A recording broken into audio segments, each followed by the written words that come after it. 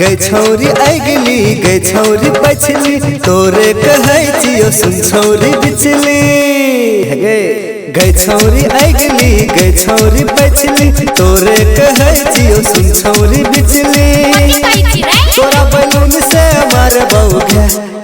होली नहीं खेलबो रंग से खेलबी तो खेल अबीर से तोरा बैलून से मार बौगे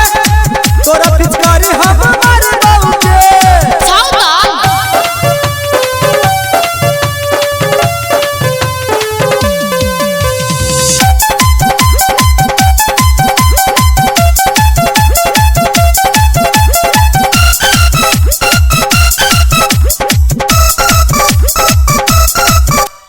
रंग से नहीं खेलबो छोरा अबीर से खेल रंगन है से छोरा जना मोटी तेल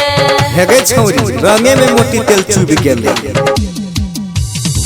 से नहीं खेलबो छोरा अबीर से खेल रंगन है से छोरा जना मोटी तेल रंग देबोगे अबीर देबो गे छौरी गोरकी पीछा न छोड़बो गे छौरी अगली गे छौरी पछली तोरे कहै छियो सुन छौरी बिचली तोरा बैलून से मार बौगे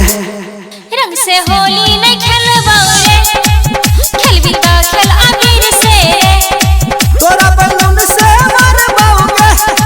तोरा पिचकारी हम मार बौगे